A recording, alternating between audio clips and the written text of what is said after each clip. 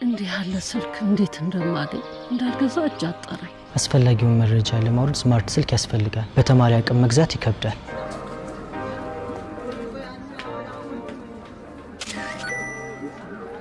ስማርት ስልክ ሁሉን ያቀላል። አቅም ከሌለ ምን ያደርጋል? ችግሩ በቴሌብር ተፈቷል። በደንበኝነቱና አጠቃቀሙ መሰረት በረጅም ጊዜ ክፍያ ሽያጩ ተመቻችቷል። ከርሶ የሚጠበቀው በቴሌብር ሱፐር አፕ ወይም ኮከብ 127 መሰላል ዲቫይስ ፋይናንሲንግን መርጠው መመዝገብና ወደ ኢትዮ ቴሌኮም አገልግሎት መስጫ ማዕከላት ጎራ ብለው የሚወስዱትን ስማርትፎን መምረጥ ነው። ለክፍያው አያስቡ። እንደ ምርጫው በ6 ወይም በ12 ወራት ክፍያ ቀስ ብለው በወር ከ959 ብር ጀምሮ በስልኩ እየተጠቀሙ ይከፍላሉ። ሳምሰንግ ጋላክሲ A26፣ ሳምሰንግ ጋላክሲ A16፣ ZTE A34፣ ZTE ብሌድ፣ ቴክኖ ፖፕ 10፣ አይቴል A50 በረጅም ጊዜ ክፍያ የስማርት ስልክ ባለቤትነት በኢትዮ ቴሌኮም፣ ሲንቄ ባንክና አዋሽ ባንክ አጋርነት። ጤና ይስጥልን ክቡራን ተመልካቾች እንደምን ሰነበታችሁ። ከአማራ ሚዲያ ኮርፖሬሽን የምክር ከሐኪሞች ዝግጅታችን ከአሁን ሰዓት ጀምሮ ወደ እናንተ መድረሱን ይቀጥላል። በዛሬው ፕሮግራማችን ስለ እንቅርት ህመም የምናወራንም የሆነው እዚህ ስቱዲዮአችን ደግሞ የተገኙት ለዚሁ ርዕሰ ጉዳይ ዶክተር አገኘው በሬ ናቸው። ዶክተር አገኘው በሬ በጥበበ ግዮን ስፔሻላይዝድ ሆስፒታል የኢንዶክራይን እና የጡት ቀዶ ህክምና ሰብ ስፔሻሊስት እና እንዲሁም መምህር ሆነው እያገለገሉ ይገኛሉ። በተጨማሪም በጋምቢ ቲችንግ ጠቅላላ ሆስፒታል ውስጥ በትርፍ ጊዜያቸው ያገለግላሉ። ዛሬ በእንቅርት ህመም ዙሪያ ከዶክተር አገኘው ጋር ውይይት እናደርጋለን። ፕሮግራማችንን እየተከታተላችሁ አብራችሁ እንድትቆዩ በአክብሮት ጋብዛለሁ። ሰለሞን አወቀ ያስተናግርኳቸው አብሬ ቆያለሁ። እስማኤል አህመድ ፕሮግራም በማስፈጸም ከመላው ስቱዲዮ ባለሙያዎች ጋር በመሆን አብሮን ይቆያል ማለት ነው። ዛሬ የስልክ መስመራችን በቀጥታ ስለማያገናኘን በፌስቡክ እና በአማራ ሚዲያ ኮርፖሬሽን ፌስቡክ ገጽና እንዲሁም በዩቲዩብ ገጻችን ፕሮግራሙን ልትከታተሉ ትችላላችሁ። ጥያቄዎቹንም በዛው ልታርሱ ትችላላችሁ። እኛ የእናንተን ጥያቄ ለዶክተር ያቀረብን ምላሽ የምናሰጥ ነው የሚሆነው። አብራችሁን ቆዩ። አጋራችን የሆነው የኢትዮ ቴሌኮም አብሮን ስለሚሰራ በጣም እናመሰግናለን። ፕሮግራማችን ይቀጥላል። እንኳን ደህና መጡ ዶክተር። እንኳን ደህና ቆያችሁ። በጣም አመሰግናለሁ ዶክተር። እንግዳይ ስለሆኑ ዛሬ ሁለተኛ ቀናችን ነው የምንገናኘው። ያው ማህበረሰቡን ለማስተማር ማወቅ ያለባቸው ብለው ቅድመ ጥንቃቄ ከህክምናው ይልቅ ቅድመ ጥንቃቄ ላይ ትኩረት መደረግ አለበት ብለው ጥያቄያችንን ተቀብለው ስለመጡ በጣም ነው የማመሰግነው ዶክተር። እኔም አመሰግናችኋለሁ። ጥሩ እንቅርት ነው ዛሬ የምናወራውና እንቅርት ምንድነው የሚለውን እኔ በሰውነታችንም ያለው ጥቅም ምንድነው? መልካም። እንቅርት ምንድነው የሚለውን ለማየት እንቅርት የሚነሳበትን የአካላችን ክፍል በመጠኑ ማየት ይጠቅመናል። በአንገታችን ውስጥ በህክምናው አጠራር ታይሮይድ የሚባል የአካል ክፍል አለን። ይህ የአካል ክፍል ከአንገታችን ከፊት ለፊት በኩል የመተንፈሻ ቱቦአችንን ከቀኝና ከግራ ጎን አቅፎ የሚገኝ እንዲሁም ከፊት ለፊቱ እርስ በርስ የተያያዘ በግርድፉ ቢራቢሮ ቅርጽ ያለው የአካል ክፍል አለን። ይህ የአካል ክፍል ተፈጥሯዊ ተግባሩ ሆርሞን ማመንጨት ነው። በሚያመነጨው ሆርሞን ደግሞ በተለያዩ የአካል ክፍሎች የሚካሄደውን ተግባርና ስራ እጅግ ጠቃሚ የሆነ ተጽዕኖና ቁጥጥር ያደርሳል። ዘላቂ ተጽዕኖና ቁጥጥር ያደርጋል። እንደው በታይሮይድ ሆርሞን ቁጥጥርና ተጽዕኖ ስር የለም ልንለው የምንችለው የአካል ክፍል ማግኘት ይከብደናል። ስለዚህ በጣም ጠቃሚ የሆነ የአካል ክፍል ነው። ይህ የአካል ክፍል ጤናማ በሚባል መልኩ የተለያዩ ሁኔታዎች የሚወስኑት ሆኖ የራሱ የሆነ መጠንና ልኬት አለው። በተለያዩ ምክንያቶች ግን ከዚህ መጠንና ልኬት ከፍ ባለ ሁኔታ ሲያድግ እንቅርት ተብሎ ይጠራል። ስለዚህ ታይሮይድ ሲያድግ እንቅርት ይባላል። የመጠን ጉዳይ ነው ማለት። በተለያዩ ምክንያቶች ሊያድግ ይችላል። ሲያድግ በመጠን እንቅርት ተብሎ ይጠራል። ጥሩ። የስፋቱን የችግሩን ስፋት እንወስድ ዶክተር። እኛ ጋር ምን ይመስላል በሀገራችን? መልካም። እንቅርት በጣም የተለመደ ከዓለማችን ህዝብ ከ10 እስከ 20 በመቶ የሚሆነውን ህዝብ ሊያጠቃ የሚችል ይህም ደግሞ በመቶ ሚሊዮኖች የሚቆጠር ህዝብን የሚወክል ነው። እስከ 700 ሚሊዮን አካባቢ ሊደርስ ይችል ይሆናል። ይህ የህብረተሰብ ክፍል እንግዲህ ከእንቅርት ጋር አብሮ ይኖራል ተብሎ ይጠበቃል። በተለይ ደግሞ ከአዮዲን እጥረት ጋር ተያይዞ የእንቅርት ስርጭት ከሀገር ሀገር ወይም ደግሞ ከማህበረሰብ ማህበረሰብም ሊለያይ ይችል ይሆናል። ሀገራችን የአዮዲን እጥረትም ሆነ እንቅርት በስፋት ይገኝባቸዋል ተብሎ ከሚታሰቡ ሀገራት መካከል አንዷ ነች። የተወሰኑ የሀገራችን ጥናቶች የሚያመለክቱት በተለይ የአዮዲን እጥረት አለ ወይ ብለው ለመፈተሽ የሚጠቀሙበት ለጋ ወጣት ልጆች ላይ ጥናት ያካሂዳሉ። ሀገራችን ውስጥ የተካሄዱ ጥናቶች የሚያሳዩት በእነዚህ ለጋ ልጆች ውስጥ ከመቶዎቹ ከ33 እስከ 47 በአማካኝ 40 አካባቢ የሚሆኑት እንቅርት አለባቸው። ስለዚህ የኛ ሀገርም እንቅርት የተለመደ ችግር ነው። ለዛም ይመስላል እንግዲህ በአዮዲን በተለያዩ የምግብ ይዘቶች ሁኔታዎች ውስጥ እየገባ በአዮዲን የበለጸገ ምግብ እንዲገባ በሰውነታችን ጥረት እየተደረገ የሚገኘው ማለት ነው። ጥሩ፣ እስኪ አይነቶቹን እናያቸው ዶክተር። የእንቅርት አይነቶች ምክንያቶቹና እንዲሁ አጋላጭ ሁኔታዎችን በዚሁ ማየት ከቻለ መልካም። እንቅርት የተለያየ አይነት ሊሆን ይችላል። እንግዲህ እንቅርት የመጠን ጉዳይ ነው ብለናል። ታይሮይድ የሚባለው ከፍ ሲል እንቅርት ነው ካልን በምን ከፍ አለ የሚለው ነው የበለጠ አስፈላጊ የሚሆነው። ከነዚህ መካከል ለምሳሌ እንዲሁ በአዮዲን እጥረት የሚመጣው ከአንድ አካባቢ ሰፋ ብሎ በዛ ብሎ የሚገኘው ካንሰርነት ባህሪ የሌለው የማይረጭና ሌላ መጥፎ የሚባሉ ባህሪያት የሌሉት የእንቅርት አይነት በዓለማችን ላይ በጣም የተለመደው ይሄ ነው። ስለዚህ የማይረጭ በአዮዲን እጥረት የመጣ የእንቅርት አይነት በዛ ያለውን ቁጥር ይይዛል። ከዚህ በተጨማሪ እንቅርት የሚረጭ እንቅርትም ሊሆን ይችላል። በተለያዩ ምክንያቶች የሚረጭ እንቅርት ሊፈጠር ይችል ይሆናል። በሶስተኛ ደረጃ የተቆጣ እንቅርትም አለ። አንዳንዴ እንቅርት ይቆጣል። ታይሮይድ ይቆጣና በሚቆጣበት ጊዜ በተለያዩ ምክንያቶች ማለት ነው መጠኑ ይጨምራል፣ እንቅርት ሊባል ይችል ይሆናል።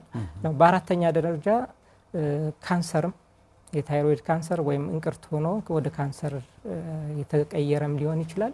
ካንሰርም የመሆን እድል አለው። እኒህና በተለያዩ ምክንያቶች ልንከፍለው የምንችለው የተለያየ አይነት የእንቅርት አይነት አለ። ስለዚህ እንደ አይነቱ ምክንያቶቹ ደግሞ በተወሰነ መልኩ ሊለያዩ ይችላሉ። የአዮዲን እጥረትን ስንመለከት እንግዲህ ታይሮይድ የሚባለው የአካላችን ክፍል ሆርሞኑን ለማመንጨት ከሚጠቀምባቸው ግብአቶች በዋናነት የሚጠቀሰው አዮዲን ነው። የአዮዲን እጥረት ሲገጥመን በሰውነታችን ውስጥ የሚዟዟረው የሆርሞን መጠን ይቀንሳል። ከእንቅርት ወደ እንቅርት ከሚያድገው የአካላችን ክፍል የሚመጣው የሆርሞን መጠን ይቀንሳል። በሚቀንስበት ጊዜ ሰውነታችን ደግሞ የራሱ ቁጥጥር ስርዓት አለው። በዛ ቁጥጥር ስርዓት ያንን ችግር ለመቅረፍ ጥረት ያደርጋል። ጥረት በሚያደርግበት ጊዜ የበለጠ እንዲሰራ ማድረግ ነው። ታይሮይዱን ያንን የአካል ክፍል የበለጠ ሰርቶ ያነሰውን የሆርሞን መጠን እንዲያስተካክል ጥረት በሚያደርግበት ወቅት የአካል መጠኑ ከፍ እያለ ይሄዳል ማለት ነው። ስለዚህ የተከሰተውን ችግር ለመቅረፍ በሚያደርገው ጥረት የጎንዮሽ ውጤት ነው ማለት እንችላለን። ይሄ በአዮዲን እጥረት የሚመጣው እንቅርት። የሚረጨው እንቅርት ግን ደግሞ በተለያዩ ምክንያቶች ሊመጣ ይችላል። እኛ ሀገር የተለመደው ለረጅም ጊዜ ከአዮዲን እጥረት ወይም በሌሎች ምክንያቶች የመጣ እንቅርት ለረጅም ጊዜ ይዘውት ከቆዩ በኋላ ከ10 ከ15 እንዲሁም ከ20 ዓመታት በኋላ ባህሪውን ይቀይርና ወደሚረጭ ይቀየራል። ይሄኛው በዛ ብሎ ይገኛል ከኛ ሀገር። በውጮቹ ደግሞ በቤተሰብ በዛ ብሎ የሚገኝ የዘር ችግርም እንዲያው በመሰረቱ ያለበት የተለየ አይነት የሚረጭ እንቅርት ነው ያላቸው ውጮቹ። እኛም ሀገር አለ ይሄኛው፣ ቁጥሩ ግን አነስ ይላል ማለት ነው። ከዚህ በተጨማሪ ደግሞ እንዲያው ያልተለመዱ ግን አነስ ባለመልኩም ደግሞ የሚረጭ እንቅርት ሊፈጥሩ የሚችሉ ሌሎች ችግሮችም ሊኖሩ ይችላሉ። ለምሳሌ አንጎላችን ውስጥ በተወሰነ ክፍል የሚገኙ ወይም ሊከሰቱ የሚችሉ የእጢ አይነቶች፣ የአንጎል እጢ አይነቶች እንቅርት ሊያመጡ ይችሉ ይሆናል። ከእርግዝና ጋር ተያይዞ እንዲያው ይሄ ልጅ የሌለው እርግዝና አለ። ወይም ደግሞ ከሴት ልጅ እንቁላል አምራች አካል ላይ የሚነሱ የካንሰር አይነቶች እና ሌሎችም የካንሰር አይነቶች የተወሰኑ ሆርሞኖችን በዛ አድርገው ያመነጩና ይሄ የበዛ ሆርሞን ደግሞ ወደ አንገት በደም አማካኝነት ሂዶ እንቅርትን የመፍጠር እድል አለው። መድኃኒቶችም የተወሰኑ መድኃኒቶች ለተለያየ ምክንያት የምንወስዳቸው መድኃኒቶች እንቅርት ሊያመጡ ይችላሉ። የአእምሮ ችግር ያለባቸው ወገኖቻችን የሚወስዷቸው የተወሰነ መድኃኒቶች፣ የልብ ምት ችግር ሲኖር እሱን ለማስተካከል ተብሎ የሚሰጡ የመድኃኒት አይነቶችም እንቅርት ሊያመጡ ይችላሉ ማለት ነው። የአዮዲን እጥረት እንቅርት እንደሚያመጣው ሁሉ አዮዲን ሲበዛም ደግሞ አንዳንድ ግለሰቦች ላይ እጥረት ሊያመጣ ይችላል ማለት ነው። ስለዚህ የሚረጭ እንቅርት የተለያየ አይነት ሊኖረው ይችላል፣ የተለያየ ምክንያትም ሊኖረው ይችላል። የሚቆጣ እንቅርትም ደግሞ አለ። ይሄ የሚቆጣ እንቅርት በተለያዩ ምክንያቶች ሊመጣ ይችላሉ። የሚታወቁም የማይታወቁም ሊሆኑ ይችላሉ። አንዲት እናት ከወለደች በኋላ በአንድ አመት ውስጥ ለምሳሌ የሚከሰት የሚቆጣ እንቅርት ሊኖር ይችላል። በሰውነቷ ውስጥ ያለው የመከላከያ መንገድ ነፍሰ ጡር በሆነችበት ወቅት ቀዝቀዝ ይላል። አዲስ የሆነ አካል ጽንስ አላት። ያ ጉዳት እንዳይደርስበት ቀዝቀዝ ብሎ የነበረው ከወለደች በኋላ ደግሞ ነገሮችን ሁሉ እንደ እንግዳ የማየት ነገር ይፈጠርና የራሷን አካል ታይሮይዱን እንግዳ አድርጎ በመቁጠር የራሷ የመከላከያ መንገድ ሊያጠቃው ይችላል። ሲጠቃ ወደ እንቅርትነት ሊመጣ ይችላል። በኢንፌክሽንም የተለያየ አይነት የኢንፌክሽን አይነቶችም ሊያስቆጡት ይችላሉ እንቅርትን። ሌላው ካንሰር ነው። ካንሰር ደግሞ የራሱ የሆነ አጋላጭ ሁኔታዎች ይኖሩትና የታይሮይድ ወይም ደግሞ እንቅርቱ ነው ካንሰር የሆነ ሊያስከስቱ ይችላሉ። ለምሳሌ አንገት ወይም ደረት አካባቢ በለጋ እድሜ ለጨረር መጋለጥ፣ የቤተሰብ ታሪክ ከቤተሰብ ካንሰር ታሪክ ካለ እሱና ሌሎች ምክንያቶችም ሊያመጡ ይችላሉ። እኛ ሀገር ያለው እንዲያው ረጅም ጊዜ ይዘነው የምንኖረው የእንቅርት አይነትም በጊዜ ሂደት ወደ ካንሰር የመቀየር የተወሰነ እድል አለው። ስለዚህ ረጅም ጊዜ የቆየ እንቅርት ሲፈልግ ወደሚረጭም ሊቀየር ይችላል፣ በሌላ በኩል ወደ ካንሰርም ሊቀየር ይችል ይሆናልና እንቅርት ወይም ደግሞ እንቅርትም ሳይሆን ታይሮይድ ካንሰር የተለያየ ምክንያት ሊኖራቸው ይችላል። የተለያየ አይነት አላቸው። እንደ አይነታቸው ምክንያታቸውም ደግሞ ይለያያል። ጠቅለል ብሎ ግን በዋናነት የሚጠቀሰው የዘረመል ችግር ኖሮ በዛ የዘረመል የሚያጋልጥ የዘረመል ችግር ላይ አካባቢያዊ የሆኑ ተጽዕኖዎች ሲፈጠሩ እንቅርት ይፈጠራል ተብሎ ይታሰባል። ጥሩ። የህመሙን ምልክቶችና ስሜቶችን እናያቸው እስኪ። ምን ምን ነገሮች ያሳያል? መልካም። እንግዲህ የተለያየ አይነት እንቅርት እንደመኖሩ የተለያየ አይነት መገለጫ ደግሞ ሊኖረው ይችላል። ከነዚህ መካከል ለምሳሌ ይሄ የማይረጨው በአዮዲን እጥረት ወይም ደግሞ ሌሎች ከአዮዲን ጋር ተያይዘው ያሉ የምግብ አይነቶች እንደ አትክልት፣ ጎመን፣ ሌላ አይነት አዘውትረው የሚመገቡ ሰዎች ላይ ሊከሰት የሚችለውን ስንመለከት አይረጭም፣ የሚረጭ ስሜት አይኖረው። የሚረጭ እንቅርት የሚያመጣቸው ስሜት አይኖረውም። እነዚህ ሰዎች እንቅርት አለኝ ብለው አንገታቸው ላይ ያበጠ ነገር ይዘው ይመጣሉ። ነገር ግን ደግሞ አንዳንዴ መጠኑ ከፍ ሲል እዛው አካባቢ ያለውን የአካላችን ክፍል ስለሚጫን በተጫነበት የአካል አይነት የሚወሰን ሆኖ የተለያዩ አይነት ስሜትና ምልክት ሊያሳይ ይችላል። ለምሳሌ የመዋጫ ጉሮሯችንን ሲጫን መዋጥ መቸገር ሊመጣ ይችል ይሆናል። የአየር ቱቧችንን ሲጫን ደግሞ መተንፈስ መቸገር፣ ስንተኛ ድምጽ ማሰማትም ሊከሰት ይችል ይሆናል። እንደው ካንሰር ካልሆነ ብዙም የተለመደ አይደለም እንጂ እዛ አካባቢ ደግሞ ለመተንፈስ ድምጽ ለማውጣት የሚያገለግል የነርቭ አይነት አለ። እሱን ሲጫን ድምጻቸው መቀየርም ይመጣል። ጉንፋን የያዛቸው አይነት መስሎ ድምጻቸው ሊቀየር ይችል ይሆናል እና የአካልን በመጫን ምልክትና ስሜት ሊያመጣ ይችል ይሆናል። የሚረጭ እንቅርት ሲሆን ደግሞ በሰውነት ውስጥ ተሰራጭቶ የሄደው ሆርሞን የተለያየ አይነት ስሜትና ምልክቶችን ሊያመጣ ይችላል።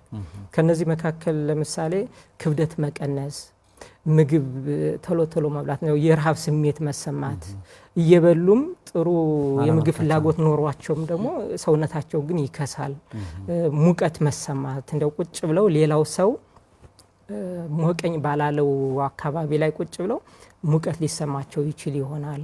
ቆዳቸውን ስታያቸው ያላባቸውና የተወሰነም ያብረቀርቅም የመሆን እድል ይኖረዋል። በቀላሉ ብስጩም ይሆናሉ። ደህና የነበሩ ሰዎች ትንሹ የሚያስከፋቸው ከጫፍ ይሄ እንደው ምንድነው የሚባለው ይሄ ስሜታቸው ከጫፍ ጫፍ የሚረግጥ ይሆናል። በቀላሉ የሚከፉ በቀላሉ የሚደሰቱ የሚል ያን አይነት ሁኔታ ሊኖር ይችላል። ልብ ላይም ደግሞ ችግር አምጦ የልብ ምት መዛባት፣ ሲከፋ ልብ እንዲሰንፍ ማድረግ፣ እዚህም ሲከፋ የልብ ችግር አምጦ ወይም ሌላ ችግር አምጥቶ ህይወትን መንጠቅም ሊመጣ ይችል ይሆናል። አንዳንድ እንግዲህ በውጮቹ ላይ የተለመደው እኛም ጋር ይኖራል። እሱ ደግሞ ከእንቅርት ባለፈ አይንንም ሌላ አካል ክፍልም ደግሞ ሊያጠቃ ይችላል። ስለዚህ አይናቸው አካባቢ ደግሞ አይን ቆብ ማበጥ፣ አይናቸው ይሄ ኳሱ ወደ ውስጥ መውጣት፣ ሲከፋ እስከ አይነ ስውርነት የደረሰም ችግር ሊያመጣ ይችላል። እንደ አይነቱ የሚወሰን ሆኖ የሚረጨው አይነት የእንቅርት አይነት ይወስነዋል እንጂ ይሄን ችግር ሊያመጣ ይችል ይሆናል። ቆዳቸው ላይ ለውጦችን ሊያዩ ይችላሉ። በተለይ ጸጉራቸው ሊሳሳ በጣም ሊቀጥንና በቀላሉ ሊነቀር የሚችልም ሊሆን ይችላልና ቅድም እንዳልነው ከታይሮይድ የሚመጣው ሆርሞን የማይነካው የአካል ክፍል ስለሌለ በየሄደበት ሁሉ የተለያየ አይነት ስሜቶች ይኖራቸዋል የሚረጭ ሲሆን ማለት ነው። ሌላው ካንሰር ሲሆን ብዙ ጊዜ ካንሰር ምንም አይነት ስሜት የለውም። ቀስ ብሎ ነው የሚያድገው። ቀስ ብሎ ያድጋል። ስለዚህ የአንገት እብጠት አላቸው። ነገር ግን ከፍ ያለ ደረጃ ደርሶ አካባቢውን መጨምደድ፣ አካባቢውን መያዝ ከጀመረ ቅድም የገለጽኩልህ ያኛው በመጫን ያመጣቸው፣ ይሄኛው ደግሞ በመጫን ወይም ደግሞ አካባቢውን በመጨምደድ በማጥቃት ሊያመጣ ይችል ይሆናል። መተንፈስ መቸገር፣ መዋጥ መቸገር፣ የድምጽ መቀየር፣ እንደዚህ አይነት ነገሮች ይመጣሉ። ካንሰሩ ከፍ ካለ በኋላም ደግሞ የሳምባ ችግር፣ ሌሎችም የጉበት ችግርም ያመጣል እንደሄደበትና እንደ ካንሰሩ ደረጃና የተለያየ አይነት እንግዲህ የምናወራውን ቀርት የተለያየ አይነት ስለሆነ የተለያየ አይነት ስሜት ይኖረዋል። እንደ አይነቶቹ ስሜትና ምልክቱም ይለያል ማለት ነው። እንደዛ ጥሩ። የምርመራ ሂደቶችን እናያቸው ዶክተር። ምን ምርመራ ይደረግላቸዋል? የተለያየ አይነት የምርመራ ሂደቶች ይኖራሉ። እንግዲህ እንቅርት ብቻውን ልታክመው የምትችለው ችግር አለ። በምን መጣ፣ ምን አይነት ሁኔታ ላይ ነው ያለው፣ ምን አደረሰ የሚለው መታወቅ መቻል አለበት። ስለዚህ የምርመራ ሂደቶች ይኖራሉ። አንደኛው የምርመራ ሂደት ለምሳሌ በደም አማካኝነት የሚደረግ ምርመራ ነው። የደም ምርመራ።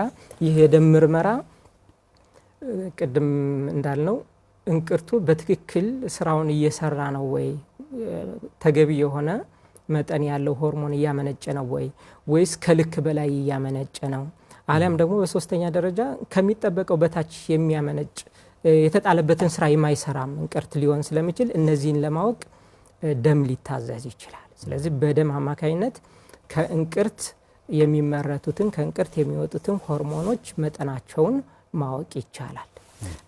ይህን እንቅርትን የሚያዘውን ከአንጎል የሚመጣውንም አብሮ በደም አማካኝነት ማወቅ ይቻላል። እንግዲህ ይሄኛው በደም አማካኝነት እነዚህን ማወቁ ብዙ ጥቅም ይኖረዋል። አንደኛው ይረጫል አይረጭ የሚለውን ለመወሰን ያገለግለናል።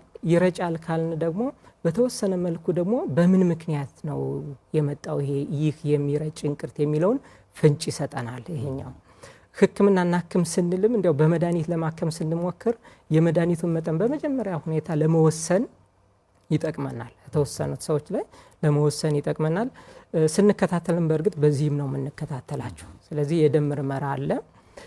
ሌላኛው ምርመራ ደግሞ የአልትራሳውንድ ምርመራ ነው። አንገት በአልትራሳውንድ መታየት ይኖርበታል እነዚህ ሰዎች ላይ። ስለዚህ አንድ ባለሙያ እንቅርት አለ ብሎ ካሰበ ከተጠራጠረ ወይም ደግሞ መኖሩን ካረጋገጠ አንገት በአልትራሳውንድ መታየት መቻል አለበት። ይሄ አልትራሳውንድ እንግዲህ ስራው ምንድነው ሊሆን የሚችለው? አንደኛው አንገት ላይ የሚነሳ እብጠት ሁሉ እንቅርት ላይ ሆን ይችላል። ስለዚህ በትክክል ከእንቅርት ነው ከታይሮይድ ነው የተነሳው ወይስ ከሌላኛው የአካል ክፍላችን የተነሳ ነው የሚለውን ያሳየናል። በሁለተኛ ደረጃ ደግሞ ከእንቅርት ተነሳ ካለን በምን አይነት ቅርጽ ነው የተነሳው? እነዚህ በሕክምናው ጥቅም አላቸው። ምን አይነት ቅርጽ ነው ያለው? ያን ያበጠ ነገር እንደው ተፈጥሯዊ የአካሉን ክፍል ቅርጽ ይዞ ነው ተፈጥሯዊ ቅርጹን ይዞ ነው የሚያድገው ወይስ እንደዚህም እዚህም ቁጭ ቁጭ ያሉ ያበጡ ለብቻቸው የተቀመጡ ነገሮች አሉት የሚሉት ስለሚያስፈልጉ የእድገት ቅርጹንም ይነግረናል። ያ በሌላ መልኩ ደግሞ ያደገበትን ምክንያት ለማወቅም አስተዋጽኦ አለው። የተወሰኑትን ያደገበትን ምክንያት ለመለየት ያገለግለናል። የካንሰር ጥርጣሬንም ለማየት ያገለግላል አልትራሳውንድ። አንድ ያበጠ የታይሮይድ እብጠት ካንሰር ነው ወይስ አይደለም የሚለውን ጥርጣሬ ያስቀምጥልናል። ከፍ ያለ ካንሰር የመሆን እድል ሊኖረው ይችላል። ዝቅ ያለ አይ ካንሰር አይደለም ይሄ ሌላ ነው ሊለን ይችላልና የካንሰር ጥርጣሬንም ለማየት ይህ የአልትራሳውንድ ምርመራ የበለጠ ከፍ ባለ ሁኔታ ያገለግለናል። በሌላ መልኩ ደግሞ ሌሎች ምርመራ አይነቶች እንዲካሄዱ አጋዥ ይሆናል። ለምሳሌ በመርፌ በሚወሰድበት ጊዜ አልትራሳውንዱ በመርፌ የሚወሰደው በትክክል የምንፈልገው ቦታ ላይ እንዲወሰድ ሊያግዘን ይችል ይሆናል ያ ማለት ነው። ክትትል ስናደርግም አንዳንድ እንግዲህ ህክምናችሁ እናንተ ክትትል ማድረግ ነው ተብለው የተነገሩ ግለሰቦች ካሉ ለክትትልም ይሄ አልትራሳውንድ የበለጠ ይጠቅመናል። በሶስተኛ ደረጃ ምርመራ ሊካሄድ የሚችለው የአዮዲን ጨረር ምርመራም አለ። ለምርመራ ሲባል የአዮዲን ጨረር ምርመራ ማካሄድ ይቻላል። በተለይ ደግሞ የሚረጭ እንቅርት ላላቸው ሰዎች ይህ የአዮዲን ጨረር ምርመራ ከፍ ያለ ጥቅም ይሰጠናል። የትኛው የእንቅርቱ አካባቢ ነው ከመጠን በላይ እየረጨ ያለ የሚለው በኋላ ላይም ደግሞ ህክምናውን የመወሰን አቅምም አለው። በአንድ በግራ ወይም በቀኝ በኩል ብቻ ያለው ወይም ደግሞ አንድ ቁጭ ያለች ብቻ የበለጠ እየረጨች ከሆነ እሷን ብቻ በቀዶ ህክምና ሆነ በሌሎች ህክምናዎች እሷን ብቻ ኢላማ አድርጎ ህክምና ለመስጠትም ይጠቅማል ማለት ነው። ይሄ የአዮዲን ጨረር ህክምና የሚባለው ማለት ነው።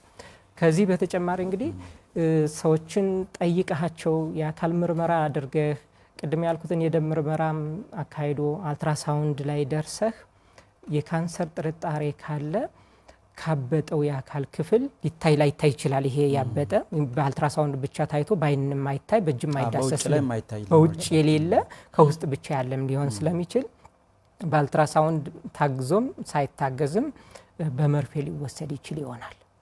በመርፌ ተወስዶ እንግዲህ ካንሰር ትልቁ ዓላማው በመርፌ ሲወሰድ ካንሰር ነው አይደለም የሚለውን ለመለየት ያክል ነው። ሌሎች ካንሰር ያልሆኑ የእንቅርት ምክንያቶችንም ደግሞ ሊለይልን ይችል ይሆናል። ስለዚህ በመርፌ ካበጠው ናሙና መውሰድ አንድ የምርመራ አይነት ነው። እስከዚህ ድረስ ሄዶ ካንሰር አለ ወይም የለም የሚለውን ጥርጣሬ አጥጋቢ በሆነ መልኩ ማይመልስልን ከሆነ ደግሞ አልፎ አልፎ ጥቂት ሰዎች ላይ የእንቅርት ወይም ደግሞ የታይሮይድ ቀዶ ህክምና ለምርመራ ሲባል ሊካሄድ ይችላል። ችግሩ አልታወቀም። ችግሩን ለማወቅ ያክል ቀዶ ህክምናው ሊካሄድላቸው ይችላል። ይሄ ቀዶ ህክምና ሲካሄድ እንግዲህ እንቅርቱ ወይም ደግሞ የታይሮይዱ ሙሉ በሙሉ ሊሆን ይችላል፣ በከፊል ሊሆን ይችላል ወጦ ለምርመራ የሚሄደውና እስከ ቀዶ ህክምና የደረሰ ምርመራ ሊካሄድ ይችላል። ነገር ግን ለምርመራ ተብሎ የሚካሄድ ቀዶ ህክምና መጨረሻ ውጤቱ አብዛኞቹ ሰዎች ላይ ካንሰር ያልሆነ እብጠት ነው የሚባለው። ስለዚህ አሁን የመጨረሻ ውጤቱ ካንሰር ያልሆነ እብጠት ነው የሚለን ከሆነ ቀድመን የምናውቅበት መንገድ ቢኖር ኖሮ ይሄ ቀዶ ህክምና ለነዚህ ግለሰቦች አስፈላጊ አልነበረም ማለት ነው። ይሄኛውን ቢያንስ ወደ አላስፈላጊ ቀዶ ህክምና የሚሄዱትን ቁጥር ለመቀነስ ሀብቱ ያላቸው ሀገራት ሀብቱ ያላቸው ቦታዎች ሆስፒታሎችና ሌላ የህክምና መስጫ ቦታዎች የዘረመል ምርመራ በመሃል ይገባል። የዘረመል ምርመራ ያደርጉና ለተወሰነ የታይሮይድ ካንሰር የሚያጋልጥ የዘረመል ልዩነት ሲያገኙ ወደ ቀዶ ህክምናው ይልካሉ። ያን ካላገኙ ዝም ብለን የተወሰነ መከታተል ይኖርብናል ብሎ ቁጥሩን ይቀንስላቸዋል። የዘረመል ምርመራም ካለ አገልግሎቱ ካለ መሰጠት ይችላልና ካንሰር አለ ካልን በኋላ ደግሞ የችግሩን ጥልቀት፣ ስፋት፣ ደረጃውን ለማወቅ ደግሞ ሌሎች ተጨማሪ ካረጋገጥን በኋላ የሚታዘዙ ሊኖሩ ይችላሉ። እንደ ለምሳሌ ደረትን ሲቲ ስካን ወይም ደግሞ ራጅ ማስነሳት ሊሆን ይችላል። ሆድን አልትራሳውንድ አሊያም ደግሞ ሲቲ ስካን ማሳየትም ሊሆን ይችላል። ስለዚህ የችግሩን ደረጃ ለማወቅ የተለያዩ አይነት የራጅ አይነቶችም ሊሆኑ ይችላሉ። በደም አማካይነት የሚወሰኑም ሊሆኑ ይችላሉ። እነዚህ አይነት ምርመራዎች ይኖራሉ። ለሁሉም ሰው ግን እነዚህ አይሰጡም። ስለዚህ የተወሰነው ሰው በምርመራ ሂደቱ ሄዶ አንድ ቦታ ላይ አንተ እዚህ ጋር በቂ ነው፣ ችግር ታቋል፣ ስለዚህ ህክምና ይሄ ነው፣ እንደዚህ አድርግ ተብሎ ሊቆም ይችላል። የተወሰነው ግን እስከ መጨረሻው ቀዶ ህክምና እስከ ማድረግ ድረስ ሊደርስ ይችል ይሆናል። ጥሩ ፕሮግራማችን አሁንም እንደቀጠለ ነው። ክቡራን ተመልካቾች ዛሬ በምክር ከሐኪሙ ዝግጅታችን ስለ እንቅርት ህመም እየተወያየን የምንገኘው ዶክተር አገኘሁ በሬ በጥበብ ገኑ ስፔሻላይዝድ ሆስፒታል የኢንዶክራይንና የጡት ቀዶ ህክምና ሰብ ስፔሻሊስት ተገኝተው ማብራሪያ እየሰጡ ነው የሚገኙት። አሁንም የስልክ መስመራችን ስለማይሰራ በፌስቡክ ገጻችን እንድትከታተሉን ጥያቄዎቹን በኮሜንት እንድትደርሱን እንጠይቃለን። የአጋራችን የኢትዮ ቴሌኮምን መልእክት ሰምተን እንመለሳለን። አብራችሁን ቆዩ። እንዲህ ያለ ስልክ እንዴት እንደማገኝ እንዳልገዛ እጅ አጠረኝ። አስፈላጊውን መረጃ ለማውረድ ስማርት ስልክ ያስፈልጋል። በተማሪ አቅም መግዛት ይከብዳል።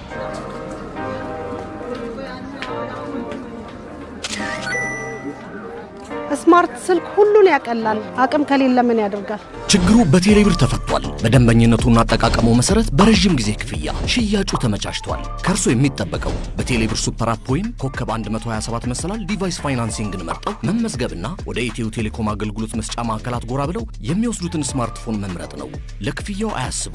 እንደ ምርጫው በ6 ወይም በ12 ወራት ክፍያ ቀስ ብለው በወር ከ959 ብር ጀምሮ በስልኩ እየተጠቀሙ ይከፍላሉ።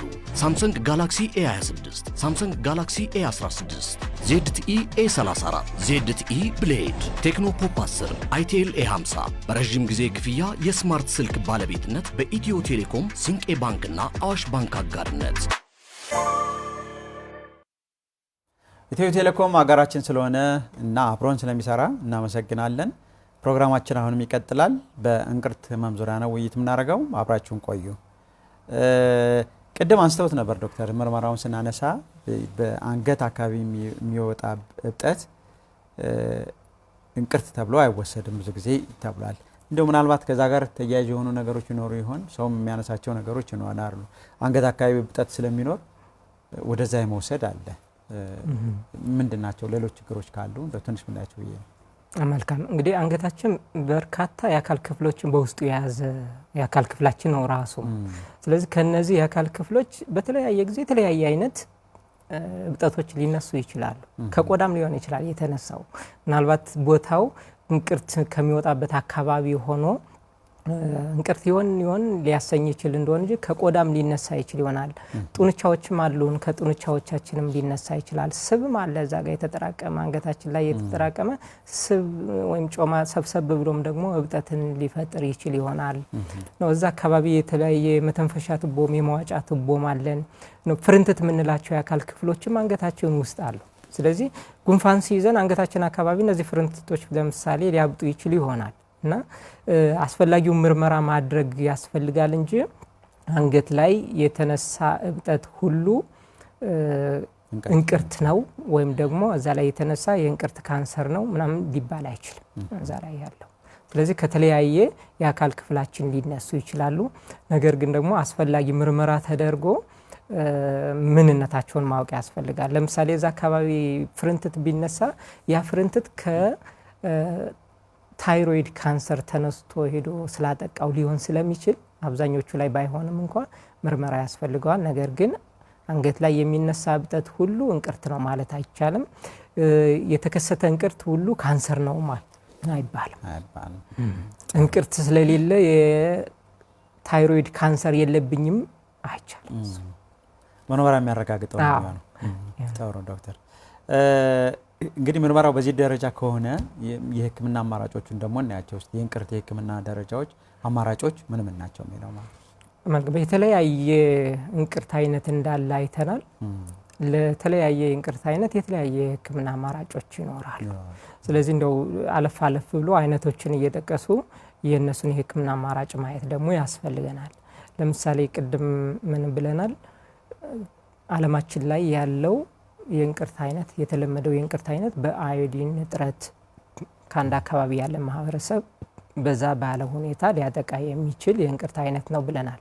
ይሄ እንቅርት ብዙ ጊዜ እንግዲህ ረጅም ጊዜ ከሄደ በኋላ ነው ወደ ሚረጭ የሚቀየረው እንጂ የማይረጭ ካንሰር ባህሪም የሌለው የእንቅርት አይነት ነው። ስለዚህ እነዚህ ሰዎች እንቅርት አላቸው። እንቅርቱ ደግሞ ከልክ በላይ ከፍ ያለ ከሆነ አሊያም ደግሞ ወደ ታች እንደው ካጥንት ከኋላ ሄዶ የተወሰነ ጠበብ ያለ ቦታ ላይ ካልተቀመጠ በስተቀር ስሜትም ምልክትም ላይኖረው ይችል ይሆናል። ስለዚህ እንደዚህ አይነት እንቅርት የሚታከምበት የተለያዩ አይነት አማራጮች አሉ። አንደኛው አማራጭ ብዙም አሁን ላይ ባይመከርም የተወሰኑ ሰዎች ይሄ ታዞልኛል ሲሉም ስለምሰማ በመድኃኒት የማከም ጥረቶች አሉ። በተለይ መጀመሪያ ላይ ሲጀምር ይሄ የአዮዲን እጥረት ያለበት እንቅርት የአካል ክፍሉን ሁለመናዊ ቅርጹን ይዞ ማደግ ነው የሚጀምረው። ከዛ በኋላ ነው 3 4 2 ይሁን ቁጭ ያለ እንቅርት ሆኖ የሚቀየረውና በዛ አንድ ወጥ ሆኖ ያደገ ባለበት ደረጃ ካገኘን የአዮዲን እጥረቱን መቅረፍ ሊመልሰው ይችል ይሆናል ወደ ኋላ ተመልሶ ያ እንቅርት ሊጠፋላቸው ይችል ይሆናል። አንዴ እንደው እዚህም እዛም ቁጭ ያለ ብዙ እብጠቶች ያሉት እንቅርት ከሆነ በኋላ ግን የመመለስ እድሉ ዝቅ ያለ ነው። ስለዚህ ለዚህ የተለያየ አይነት አማራጮች ሊኖሩ ይችላሉ። አንደኛው በአዮዲን ጨረር ሊታከም ይችል ይሆናል። በተለይ መጠኑ ዝቅ ያለ ከሆነ በአዮዲን ጨረር የመታከም እድል ይኖረዋል። ሁለተኛው ደግሞ በቀዶ ሕክምናም ሊታከም ይችል ይሆናል። በሶስተኛ ደረጃ ሊጠቀሱ የሚችሉ የተለያየ አይነት አማራጮችም ይኖራሉ። እኛ ሀገር ያልተለመዱ በውጮቹም ብዙም ያልተለመዱ የሕክምና አማራጮች ሊኖሩ ይችላሉ። ሌላኛው የሚረጭ እንቅርት ነው። የሚረጭ እንቅርት ደግሞ የራሱ የሆነ የተለያየ የሕክምና አማራጮች ይኖሩታል። በዋናነት በመድኃኒት የሚታከም የሚረጭ እንቅርት ይኖራል። አሁንም የአዮዲን ጨረርን በመጠቀም ሊታከም የሚችል ይሆናል። ቀዶ ሕክምና በከፊል ወይ ሙሉ በሙሉ በማውጣት እንቅርቱንም ቀዶ ሕክምና በማድረግም ሊታከም ይችል ይሆናል። ይሄኛውን አማራጭ አሉ። በተለይ ቀዶ ሕክምናና የአዮዲን ጨረር ሕክምና ለማድረግ ሲፈለግ የሚረጨውን ነገር በመድኃኒት መቆጣጠር ሊያስፈልግ ይችላል። ሁሉም ሰው ላይ ባይሆንም እንኳ በመድኃኒት ከተቆጣጠሩ በኋላ የአዮዲን ጨረር ሕክምናና የቀዶ ሕክምናን ልናካሄድ እንችላለን። ስለዚህ እንደ ምክንያቱ የተለያየ አይነት ሊሆን ይችላል። እንቅርትም እኮ አንዳንዴ ከደሙ ንጹህ ነኝ ሊል ይችል ይሆናል። ሌላ ቦታ ላይ ያለ ሊሆን ይችላል። የእንቅርቱ ምክንያት ቅድም ብያለው፣ አንጎል ውስጥ ያለ እጢ ከልክ በላይ ሆርሞን ሲያመነጭ እንቅርት ያመጣል። ስለዚህ አንጎል ውስጥ ያለው እጢ እንጂ መታከም ያለበት በመጀመሪያ እንዳው ቅድሚያ ተሰጥቶት እንቅርትን አውጥቼ ልጣለው ቢባል ያን ያህል ላይጠቅም ይችል ይሆናል ግለሰቡ። ካንሰር ከሆነ ደግሞ ካንሰር ከተቻለ በቀዶ ሕክምና መታከም አለበት። የእንቅርት ካንሰር እንዲያው ቢቻል በቀዶ ሕክምና ሊታከም ይገባዋል። ከቀዶ ሕክምና አቅም አልፎን ከሄደ ነው ሌሎች አማራጮችን የምንለው። እንደው እንደ ሌሎች እንዳንዳንዶቹ የካንሰር አይነቶች ደረጃውን ብዙ ጊዜ አይወስንም። ሳምባም ጋር ሄዶ ጉበትም ጋር ሄዶ ተሰራጭቶም አንገት ላይ ያለውን በቀዶ ሕክምና ማስወገድ ይጠቅማል እንቅርት ላይ። ምክንያቱም አንገት ላይ ያለው በቀላሉ የመተንፈሻ ቱቦውን ወይም ደግሞ ለመተንፈስም ለመናገር የምንጠቀምበትን ነርቭ በቀላሉ ይጨመድድና ሞት ሊያስከትል ስለሚችል ከተቻለ በቀዶ ሕክምና ቢታከም የተሻለ ነው ተብሎ ይጠበቃልና እነዚህ የሕክምና አማራጮች ናቸው። በአይነቱ ይወሰናሉ። የእንቅርቱ አይነት ይወስናቸዋል።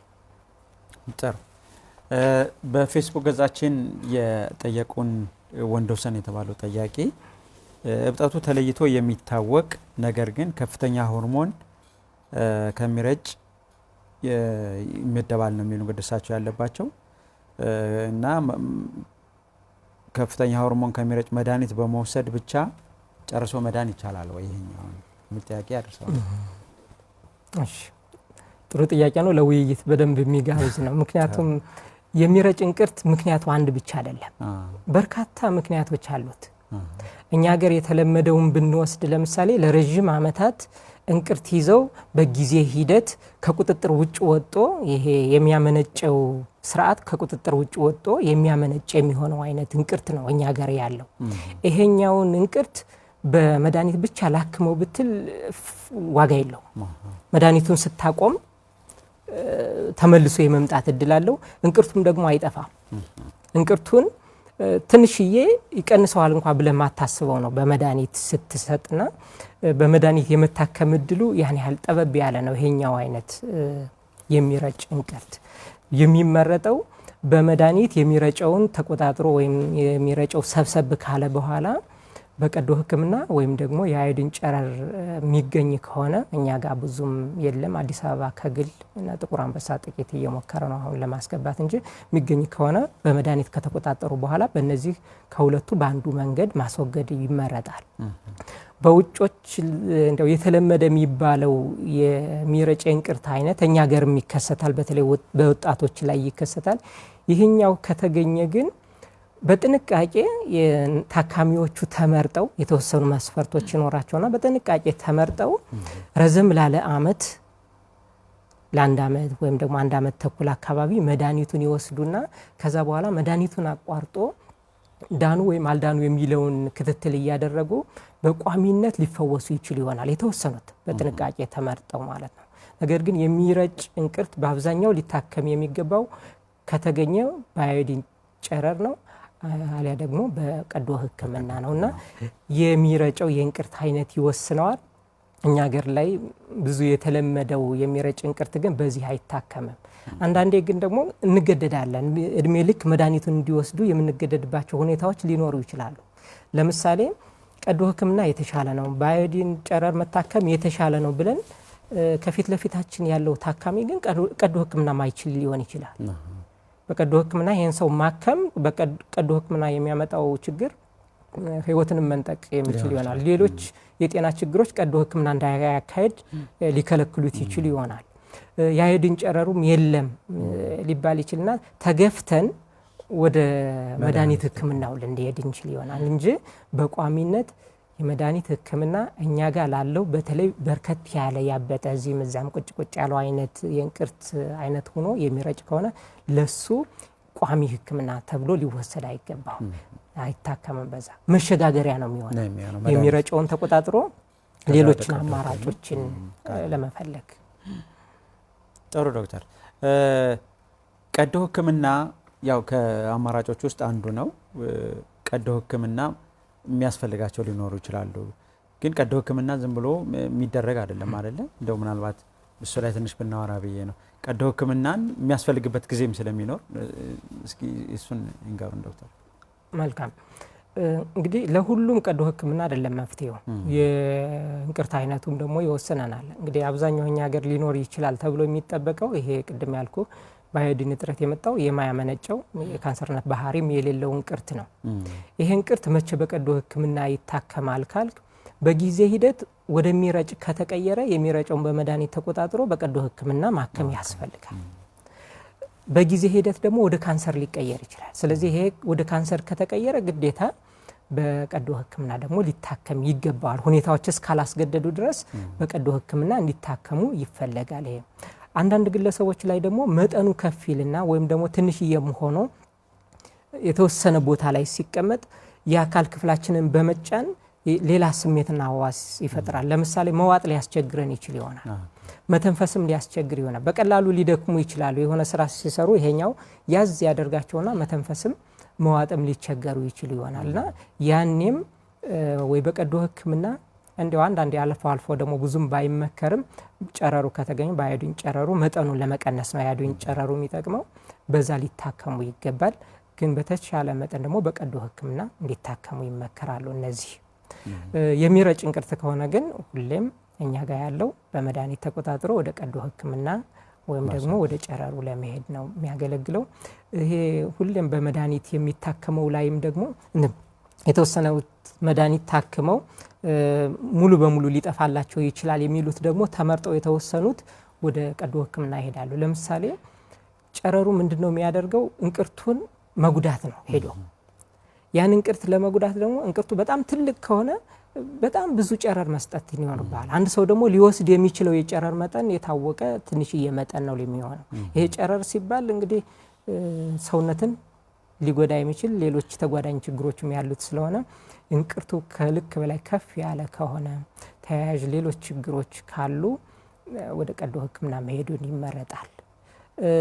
አንዲት እናት የሚረጭ እንቅርት ኖሯት የምታጠባ ከሆነ ብዙ ጊዜ የጨረር ሕክምና አያስፈልግም። ስለዚህ እናት ወይ በመድኃኒት መታከም ይኖርባታል፣ ለተወሰነ ጊዜም ሊሆን ይችላል፣ አለ ደግሞ በቀዶ ሕክምና ልትታከም ይገባል። ምታጠባም ከሆነ እንዲሁ ለጋ ልጆች ከሆኑ ከ5 ዓመት በታች ከሆኑ ለምሳሌ ጨረር አይሰጥም ለነዚህ። እሱ ካልተሰጠ የሚኖረን ቀጣይ ሁለቱ ናቸው። ሁለቱንም አማርጦ በተለይ ደግሞ መድኃኒቱ የጎንዮሽ ጉዳት ካለውና በዛ ምክንያት ተመልሶ አይሰጥም ብሎ ከተወሰነ ወደ ቀዶ ሕክምና መሄዳሉ። ልጆችም ቢሆኑ ወደዛ ሊሄዱ ይችላሉና ሁሉም ሰው ወደ ቀዶ ሕክምና ሄድም። ቀዶ ሕክምና ግን የሚያስፈልጋቸው ደግሞ በርከት ያሉ አሉ። አሁን ሲያነሱ እንደውም እነማን ተጋላጭ ይሆናሉ ብዬ እያሰብኩ ነበር። ህፃናት ላይ የሚከሰታል። እስኪ እነማን ናቸው የበለጠ ተጋላጭ? እሺ እንቅርት እንግዲህ የተለያየ አይነት እንቅርት ነው ብለን ነው የምናስበው። በምክንያቱ በሚያደርሰው ጉዳት በስራው ይረጫል አይረጭም በሚለውም የተለያየ አይነት እንቅርት አለ። በየትኛውም የእድሜ ክልል እንቅርት ሊከሰት ይችል ይሆናል። ማህፀን ውስጥ ያለ ጽንስ እንቅርት ሊኖረው ይችላል። እዛው ውስጥ አልትራሳውንድ ሲታይ ይሄ ህፃንሽ እንቅርት አለው ሊባሉ ይችላሉ። ሲወለድ ይዞ ሊወለድ ይችል ይሆናል። ከተወለደ ከተወሰነ ጊዜ ወራትም ሊሆን ይችላል፣ አመታት በኋላም ደግሞ ሊከሰትበት ይችል ይሆናል። ምክንያቱ ነው ሊለያይ የሚችለው። ስለዚህ አንድ ህፃን ለምሳሌ እናትየዋ በእርግዝና ወቅቷ የአዮዲን እጥረት ጋር የምትሰቃይ ብዙ ያጠራት ከሆነች ይሄ አዮዲን እንግዲህ እጥረት ስላለ ለህፃኑ አይደርስም። ለህፃኑ ካልደረሰ በህፃኑ ውስጥ ያለው የታይሮይድ ሆርሞን መጠኑ ዝቅ ሊል ነው ማለት ነው። ያንን ተፈጥሮ ደግሞ ሲያመቻች ምንድነው የሚያደርገው? ሆርሞኑ ዝቅ ሲል የአካል መጠኑ ይሄ ወደ ታይሮይድ ያልኩ ከፍ እንዲል ነው የሚያደርገውና የተለያየ ምክንያት ቢኖረውም የትኛውም የእድሜ ክልል ሊጠቃ ይችል ይሆናል። እነዚህ እንዲሁ እንቅርት ሳያመጡ የታይሮይድ የአካል ክፍላችን ላይ ቁጭ የሚሉ የተወሰኑ እብጠቶች ግን እድሜ ሲጨምር አብረው እየጨመሩ ይሄዳሉ። አንዳንድ ማህበረሰብ እንኳን እስከ 2/3 የሚሆነው ማህበረሰባቸው እነዛ እብጠቶች ሊገኙ ይችላሉ። ስለዚህ እኛ እድሜያችን ከፍ ሲል እንቅርት የለም የሚታይ የሚዳሰስ የሌለን አልትራሳውንድ ተጠቅማ አንገታችን ስታይ ግን ቁጭ ይላሉ። እነዛ ሊጠቅሙም የማይጠቅሙም ሊሆኑ ይችላሉ። የተገኘ የእንቅርት እንኳን አይባልም፣ እንቅርት ሲያድግ ነው። የታይሮይድ እብጠቶች ጠቃሚ ናቸው ማለት አይደለም። እንዲሁ ዝም ብሎ መታለፍ የሚገባቸውም በርከት ያሉ ናቸው ከተገኙ። ስለዚህ የትኛውንም የእድሜ ክልል ሊያጠቃ ይችላል። ጥሩ። ሴቶችን ደግሞ ከፍ ባለ ሁኔታ ያጠቃል። የሁሉም አይነት የታይሮይድ ህመሞች ወይም በሽታ ሴቶች ላይ ከፍ ይላል። የሚለየው ይሄኛው በ2 እጥፍ ያኛው 3 እጥፍ ያኛው 4 እጥፍ ካልሆነ በስተቀር ሴቶች ላይ ከፍ የማለት ሁኔታ አለ። አዮዲን እጥረት ባለበት አካባቢ በተለይ ተራራማ በሆነው አካባቢ የሚኖሩ በማህበረሰብ እንቅርት የመጋለጥ እድሉ ከፍ ያለ ነው። ከሚመገበው ምግብ ደግሞ አዮዲን በበቂ መጠን የማያገኝ ሰው በእንቅርት የሚያዝ እድሉም ከፍ ያለ ነው። ቤተሰብ ጋር እንቅርት ካለ ወደኛ የመምጣት እድሉ ምክንያቱ የተለያየ የሚሆን ወደኛ የመምጣት እድሉም ደግሞ ከፍ ያለ ነው። ከዚህ ባለፈ ደግሞ ምክንያቱ በማይታወቅ ሁኔታም እንቅርት ሰኛ ጋር ሊከሰት ይችል ይሆናል። ጥሩ ቆይታ ያደረግን ነው ዶክተር። ሌላው በፌስቡክ የገጻችን የደረሰን ጠያቂ ዶክተር እንቅርት ያለመውለድ ችግር ያስከትላል የሚል ጥያቄ ጠይቋል። ያ ፍራቻ አለኝ ነው የሚሉ ፍራቻ አለኝ፣ አንገቴ ስር ያበጠ ነገር አለ፣ ተፈጥሮ ይመስለኝ ነበር ግን እንቅርት ሊሆን ይችላል የሚል እንዲሁ ግምት አላቸውና ያለመውለድ ችግር ያስከትላል ወይ? በዚሁ አያይዘን ያው የሚያስከትላቸውን ጠንቆችን ብናይ ጥሩ ነው። በደንብ ሕክምናና ቁጥጥር ያልተደረገበት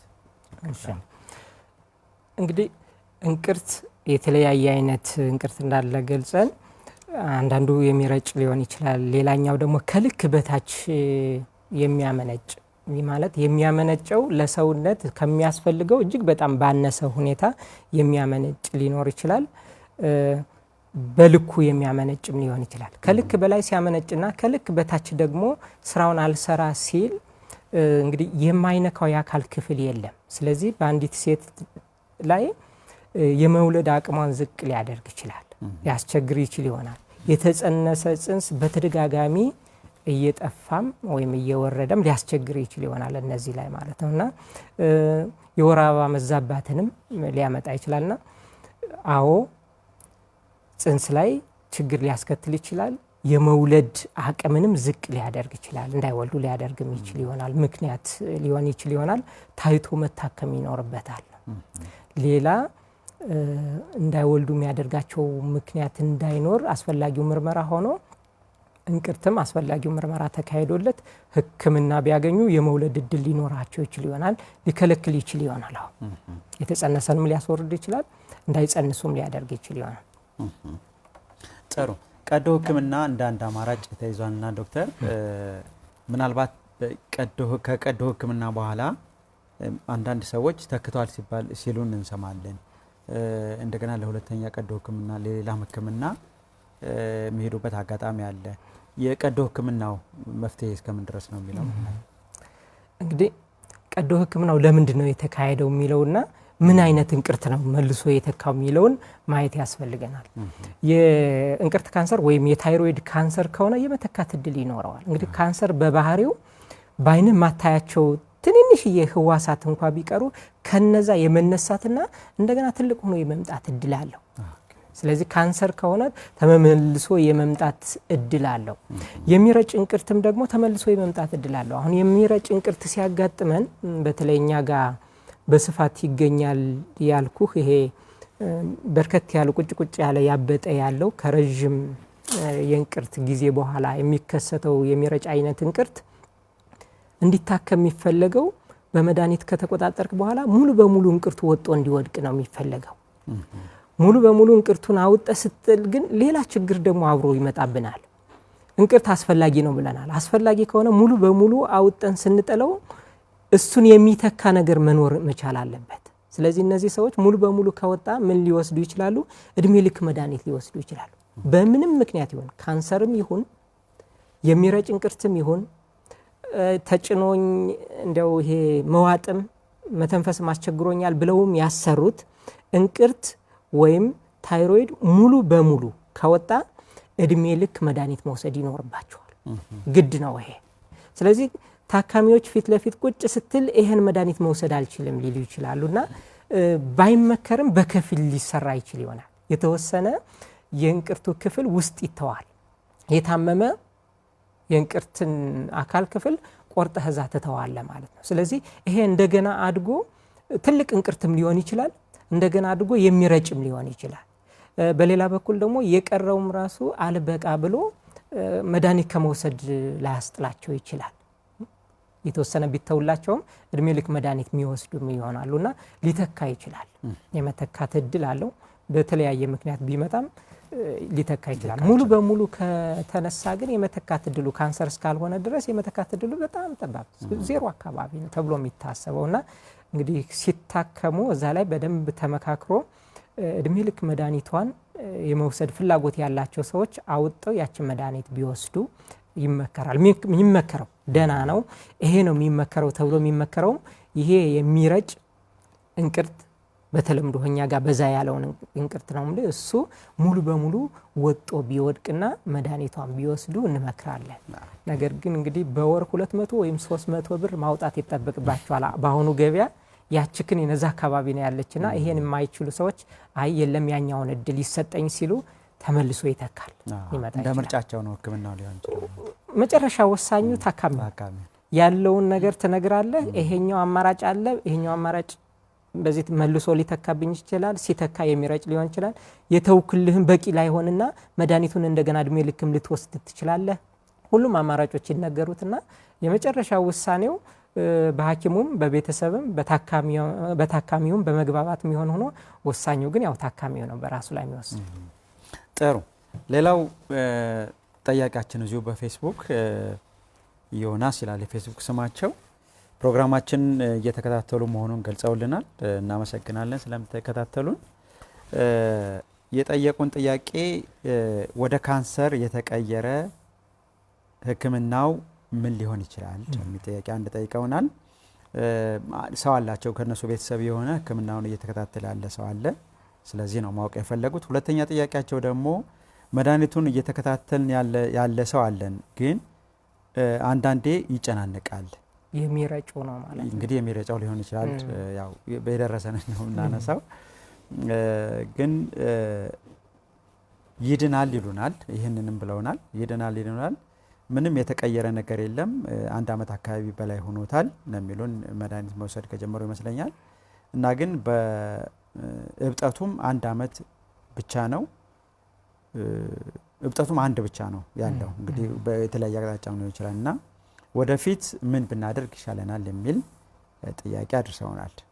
እሳቸውን መልስና ሌሎች ጥያቄዎች አቀርባለሁ። እሺ እንግዲህ ሁለት የተለያዩ ነገሮች ናቸው አብረው እሱ ጋር የተነሱ። አንድ ካንሰር ያለው ታካሚ እንዳለ የሚገልጽ ነው። እንግዲህ የእንቅርት ካንሰር አለ ከተባለ የት ደረጃ ላይ ደርሷል የሚለውንና ምን አይነት ካንሰር ነው የሚለውን ማወቅ ያስፈልጋል። የተለያየ አይነት የእንቅርት ካንሰር አይነቶች ነው። እንቅርት ካንሰር እንኳን ባንል ሳያድግም ሊመጣ ስለሚችል እንዳጠቃላይ የታይሮይድ ካንሰር ብንለው የተሻለ ይሆናልና የተለያየ አይነት የታይሮይድ ካንሰር አይነቶች አሉ። አንዳንዶቹ በጣም የዋህ ቀዶ ህክምና አክመህ ከዛ በኋላ ደግሞ ክትትልና የተወሰኑ ህክምናዎችን ስታደርግ ረጅም ዓመታት መኖር የሚቻል 20-25 ዓመት ሲመጡ ደግሞ በእድሜ ከፍ ካለ እንግዲህ 67 ዓመት ሆኖ 25-30 ዓመት ከተጨመረ እድሜ ከፍ አለ ሄደ ማለት ነው። አብሮ ከሌላው ሰው የተለየ አይደለም እድሜያቸው መኖር ይችላሉ የምትላቸው አሉ። ይሄ አብዛኛዎቹ ናቸው። አብዛኛዎቹ የታይሮይድ ካንሰር አይነቶች በዚህ ልንመድባቸው እንችላለን። ደረጃቸው ከፍ ብሎ እንኳን የዋህ ሊሆኑ ይችላሉ። በጣም ጥቂት ደግሞ ሲከሰቱ በጥቂት ቀናት በጥቂት ወራትም ሊሆን ይችላል ያ የተከሰቱት አመታት ከቆየ እንቅርት የተነሱም ሊሆኑ ይችላሉ ባህሪውን ቀይሮ። እነዚህ አይነት እንቅርት በጣም በፍጥነት ስለሚያድጉና በፍጥነት አካባቢውን ስለሚቆጣጠሩ አንዳንዴ ከቀዶ ህክምና አቅም በላይ ይሆናሉ። ከቀዶ ህክምና አቅም በላይ ይሆናሉ። ረጅም ጊዜ ደግሞ ላይ ሰጡን ይችላሉ። እንደው እዚህ ጋር ውይይት ላይ ማንሳት ላይ ያስፈልግ ይችላል እንደው እንጂ ረዘም ያለ ጊዜ ላይ ሰጡን ይችላሉ እነዚህ አይነቶችና እንደ አይነቱ እና በቀዶ ህክምና መታከም የሚችል በቀዶ ህክምና መውጣት የሚችል ከሆነ የሚመከረው በቀዶ ህክምና እንዲያስወጡ ነው። ያንን ካንሰር በቀዶ ህክምና እንዲያስወጡ ይመከራል። እንቅፋት የሚሆን ነገር እስከሌለ አጠቃላይ የጤና ሁኔታቸው ብዙም ካልሆነና ቀዶ ህክምና አይችሉም ተብሎ እስካልታሰበ ድረስ ወይም ደግሞ ካንሰሩ ከፍ ብሏል ከቀዶ ህክምና ከፍ ብሏል እንዲያው ይሄን እንስራ ብንል ከጥቅሙ ይልቅ ጉዳቱ ከፍ ይልብናል እስካልተባለ ድረስ በቀዶ ህክምና ታክሞ ከተቻለ ሁሉም ወጥቶ ከዛ በኋላ እድሜ ልክ የሚወሰዱ መድኃኒቶች ደግሞ አሉ ማለት ነው። እንዳይመጣ ተመልሶ እንዳይተካ የሚያደርግ እንቅርትም እንግዲህ ባለፈው ያለው ስለሚያስፈልግም ለዛም አላማ የሚሆን እድሜ ልክ መድኃኒት ሊወስዱ ይችላሉ። ሌሎች ተጨማሪ ህክምናዎችም ሊሰጡ ይችላሉ። የሚረጭ እንቅርቱ ላይ የተሰጠው ግን እንግዲህ እኛ ሀገር ያለው የትኛው አይነት እንቅርት ነው አሁን እዚህ ግለሰቡ ያነሳው የሚለውን ምናቀበት መንገድ የለም እንጂ እኛ ሀገር ባለው አብዛኛው ሰዎች ባላቸው ማውራትና መነጋገር እንችላለን። እነሱ ትልቁ ዓላማው የመድኃኒቱ ዓላማ የሚረጨውን ተቆጣጥሮ ቀዶ ህክምና ማድረግ ይሄ ነው። የጨረር ህክምናውም እኛ ጋር ስለሌለ እንደው ዝም ብሎ እዚህ ጋር ለውይይት ያክል እናነሳው እንደሆነ እንጂ አዲስ አበባ አማራጭ መኖሩና አማራጩ እንዳለና የተወሰኑ አንድ የግል ማዕከልና ጥቁር አንበሳ አሁን በሂደት ጥረት እያደረጉ ያለ በመሆኑ ይሄን ብዙም ባናነሳው በመድኃኒት ተቆጣጥሮ ወደ ቀዶ ህክምና መሄድ ነው የሚባለው። በመድኃኒት አንዳንዴ እንግዲህ ጊዜ ሊወስድ ይችላል ለመቆጣጠር ብዙ ምክንያቶች ሊኖሩ ይችላሉ። ነገር ግን መድኃኒቱ በትክክል ከታዘዘ በትክክል ከተወሰደ ብዙ ጊዜ ሳይወስድ የመቆጣጠር እድል አለ። ከተቆጣጠሩ በኋላ ያንን ቀዶ ህክምና ማካሄድ ይኖርባቸዋል ማለት ነው። ስለዚህ እኔ ግለሰብ ተመልሰው ሄዶ ያ መድኃኒት ካዘዘላቸው ሐኪም አንድ አመት እየወሰድኩ ነው የት ላይ ነው ችግሩ እስካሁን አልተቆጣጠርነው ተቆጣጥረን ደግሞ ዘላቂ ያለው መፍትሄ እንፈልጋለን ብሎ ማማከር ያስፈልጋል እዛ ላይ። ነገር ግን አይ እናንተ በህክምናው እንደው በቀዶ ህክምናው ብዙም አትጠቀሙም ካላቸው እድሜ ካላቸው የጤና ሁኔታ ከሁሉም አንፃር መድኃኒቱን እየወሰዱ ቢኖሩ ይሻላል ተብለው ከሆነ ደግሞ ረዘም ያለ ጊዜ የሚወሰዱ የመድኃኒት አይነቶች አሉ። አንዳንዶቹ ለአጭር ጊዜ እንጂ ረዘም ያለ ጊዜ ሲወሰዱ የጎንዮሽ ጉዳታቸው ከፍ የሚላለ። ስለዚህ አቅም ካለ እነዛ መድኃኒቶች ቀያይሮ እየወሰዱ መኖር ይቻላል ብዬ አስባለሁ። በጣም ጥሩ። ሌላው ደዋያችን የኔ አንገቴ ላይ አላበጠም ስከታተል ነበር ብለውናል። ኖርማል ነው ይሉኛል ያሉ ህክምና ቦታ ላይ ሄዶ ይመስለኛል። ግን እንቅልፍ ይከለክለኛል ሰውነቴም ቀንሷልና ምንድነው ስላቸው ማነስ ነው አሉኝና ተቸግር ያለው በዚህ ችግር ምክንያት ያለው ማነስ ይላሉ። እንግዲህ የጻፉልን ማነስ ነው የሚል ምናልባት ከአዮዲን ጋር የተያያዘ ይሆን ወይስ የሚለውን አላወቅንም። የበለጠ እንግዲህ ግልጽ አድርገው ቢጽፉት የበለጠ ግልጽ ነው ተመልካቾቻችን እንደዛ ቢያደርጉ መልካም ነው ለመናገር ያመቸን ነበር። እንግዲህ ምናልባት ማነስ የሚለው ምናልባት ልንወስድ የምንችለው ቅድም እንዳልኩህ ታይሮይድ ወይም እንቅርትም ሊሆን ይችላል አድጎ ተገቢ የሆነ ላንተ የሚመጥንህን የሆርሞን መጠን ሊያመነጭ ይችላል። ችግሩ እንቅርቱ አለ ግን የሚያመነጨው ጋር ችግር የለም። ቢያንስ እንቅርቱን ፈጥሮም ቢሆን ያነሰውን የሆርሞን መጠን ችግር መቅረፍ ችሏል። አንዳንዶቹ ላይ ደግሞ ከልክ በላይ ይረጫል ነው። ሌሎቹ ላይ ደግሞ የሚጠበቅበትን ስራ የማይወጣ ይሆናል። አይረጭም እና ማነስ የሆርሞን ማነስ ምናልባት ያንን አንስተው ሊሆን ይችላልና ይሄም አንዱ ችግር ነው። በተለይ የሚቆጣ እንቅርት መጨረሻው ሄዶ እንቅርቱ ቁጭ ብሎ ግን የማያመነጭ የመሆን እድል አለው።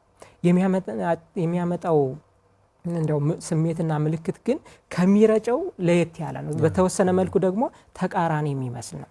የቅድሞቹ አሁን የሚረጨው ምንድነው ሊኖራቸው የሚችለው ክብደት መቀነስ ነው። ይሄኛው ክብደት ይጨምራሉ። እነዛ ሙቀት አይወዱም፣ እንደው አላበኝም ሞቀኝም ይላሉ በጥቂቷ ነገር ሁሉ። ይሄኛው ደግሞ ብርድ አለኝ፣ ብርድ በሌለበት ለሌላው በተቃራኒ ብርድ አለኝ። ቀልጣፋ የነበሩት ደግሞ ደንዛዛ ድብርት ውስጥ የሚገቡ ደና እንቀሳቀሱ ደና ይሰሩ የነበሩ ስራቸውን የሚጠሉ እንደው ቁጭ ብለው በድብርት ውስጥ የሚያሳልፉ ሊሆኑ ይችላሉ። ሌሎችም የሆድ ድርቀት የሚያመጣም ሊሆን ይችላል። ስለዚህ ካነሰ እነዚህና ሌሎቹ ችግሮችም ሊከሰቱ ይችሉ ይሆናል። ህክምና ማለት ሲያንስም ደግሞ ምንድነው ሆርሞን መስጠት ነው። ያነሰው ሆርሞን በክኒን አለ ፋርማሲ ላይ እሱ ይሰጣቸዋል። እንቅርቱ አስቸገረ ከተባለ ደግሞ ለእንቅርቱ ደግሞ ቀዶ ህክምና ወይም ሌላ ደግሞ ያስፈልግ ይሆናል።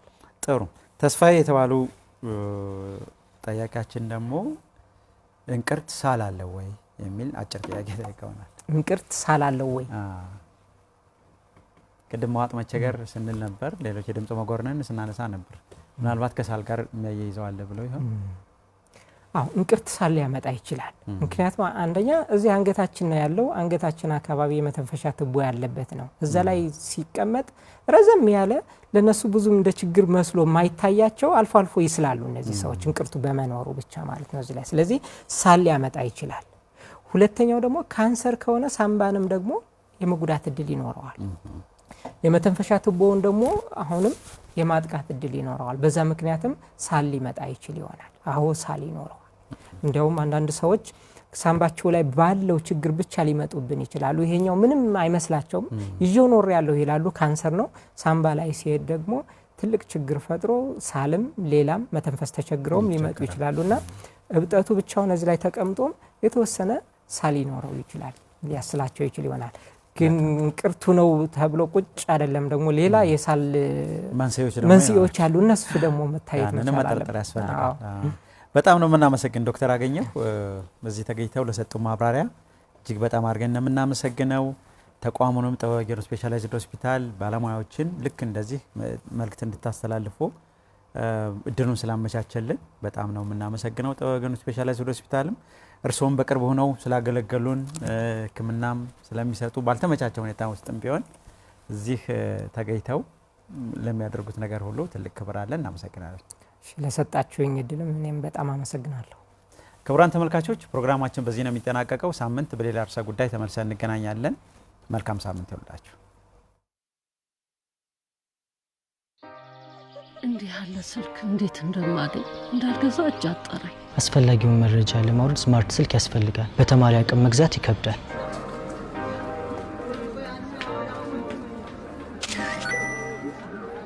ስማርት ስልክ ሁሉን ያቀላል። አቅም ከሌለ ምን ያደርጋል? ችግሩ በቴሌብር ተፈቷል። በደንበኝነቱና አጠቃቀሙ መሰረት በረጅም ጊዜ ክፍያ ሽያጩ ተመቻችቷል። ከርሶ የሚጠበቀው በቴሌብር ሱፐር አፕ ወይም ኮከብ 127 መሰላል ዲቫይስ ፋይናንሲንግን መርጠው መመዝገብና ወደ ኢትዮ ቴሌኮም አገልግሎት መስጫ ማዕከላት ጎራ ብለው የሚወስዱትን ስማርትፎን መምረጥ ነው። ለክፍያው አያስቡ። እንደ ምርጫው በ6 ወይም በ12 ወራት ክፍያ ቀስ ብለው በወር ከ959 ብር ጀምሮ በስልኩ እየተጠቀሙ ይከፍላሉ። ሳምሰንግ ጋላክሲ A26፣ ሳምሰንግ ጋላክሲ A16፣ ZTE A34፣ ZTE ብሌድ፣ ቴክኖ ፖፕ 10፣ አይቴል A50 በረጅም ጊዜ ክፍያ የስማርት ስልክ ባለቤትነት በኢትዮ ቴሌኮም፣ ሲንቄ ባንክና አዋሽ ባንክ አጋርነት